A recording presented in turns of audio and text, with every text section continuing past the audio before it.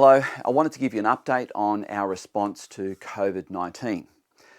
Just a little while ago, the federal government have issued a public gathering personal space warning of about 4 metres or so, or 4 metres of space.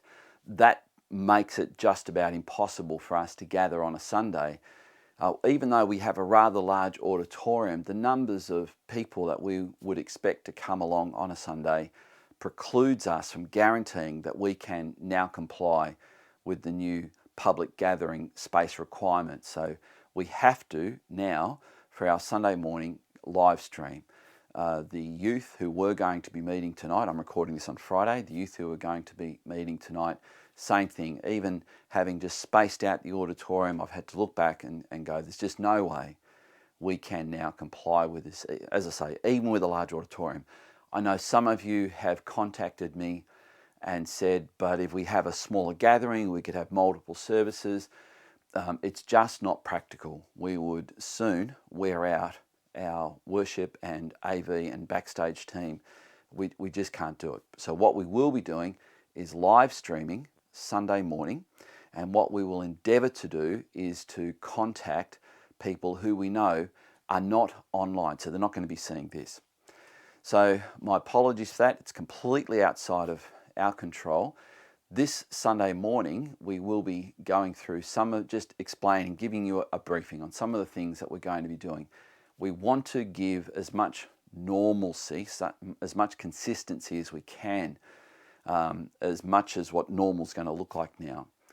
And then we will be connecting as much of the church together through technology, and where that is a gap, we're going to be looking at how we can even resource into that gap as well. So we might be talking about people who have it on their heart to sponsor maybe one of the few people who might need a tablet or a Wi-Fi connection or something like that. So we want to have everyone connected as much as possible and to make that as easy as possible as well.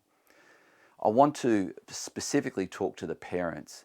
We were hoping to have you with your children come Sunday morning. Again, as I say, we just can't do that now. It's just not possible. Would you please watch the live stream? We will be explaining what we will be doing, and we will be having essentially what we might consider to be a concurrent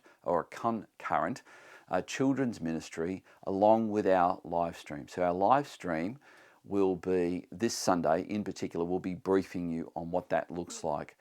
From after this Sunday, so from Sunday the 29th, hopefully we will have connected and contacted each parent so that you understand how we're going to do children's ministry from this point on. With the social isolation requirements now, this is just necessary that we do it this way. So parents, please watch the live stream this Sunday morning for the briefing of how we're going to be doing things, and reassure your children that they are really, really important to us, and their growth in Christ is really important as well. I'm about to send the e-news out. It's with so many things happening. I also want to reassure people. The other day, I don't know, I had maybe 30 or 40 phone calls, emails, texts, one after another. I'm finding it, to be honest, just a little bit hard to keep up with replying to everybody. So I'm trying my best. So if I don't reply to you instantly, it's probably because I'm on the phone to someone else reassuring them. So from this point on, we do want to reassure people. And I want to stress that if you are calling to ask a question or you're uncertain about something, you can call me and I will endeavour to respond to you directly. And someone said, is it a bother that I'm ringing? I said, absolutely not. Absolutely not. I have a pastor's heart. I care about these things. And I want to say something about our live stream right now. I think it's just really, really important.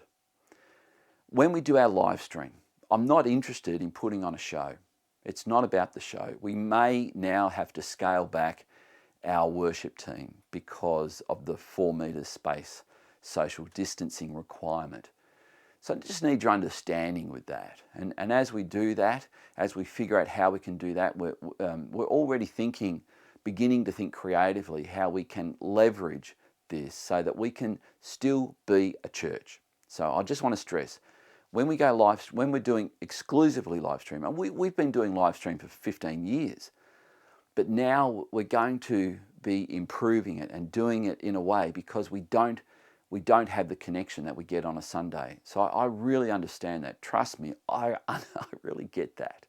And you know how important that's been to me. You know that I value Sunday, all our services on a Sunday.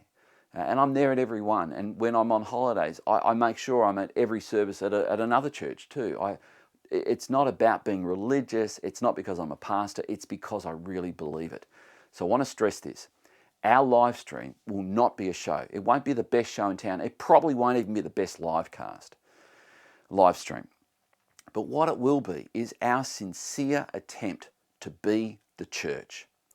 We want people to contact us through Facebook inbox with prayer requests. We will get those during the live stream. We're not pre-recording it. We're going live. And so we'll be interacting with you live. We'll be acknowledging people. If you're watching from some part of Tasmania, we'll acknowledge you. If you're watching from some part of our city of Launceston, we'll acknowledge you if you let us know that you're watching. We're going to do our best to make this feel like you're actually interacting with human beings who care and care for you.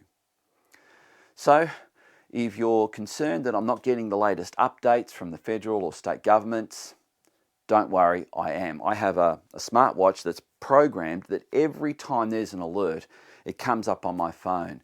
Sometimes people, in fact, probably 10, 15 phone calls, text messages, emails, or probably not the emails, but they want people just telling me, have you heard the latest? Yes. Trust me, I'm connected. I'm getting the latest updates. And with the Premier of Tasmania declaring that tonight Tasmania goes into a state of emergency, our borders will essentially be closed. No one essentially flying in no one flying in after midnight tonight without a 14-day isolation. At the moment, Tasmania has contained the COVID-19 virus, and to date there's less than a dozen people in Tasmania who officially have been diagnosed positive. 3 of those, I'm told, are now clear. So they've gone through that period and they're now clear. So Tasmania is taking measures, not because we think that you have it and you'll contaminate someone. It's the other way around. We don't want to risk you getting contaminated. That's our heart in this. Thank you for your understanding. Thank you again for your patience. And if there's any further updates, I'll endeavour to do exactly what I'm doing now and let you know in the widest, quickest possible means I can. God bless you.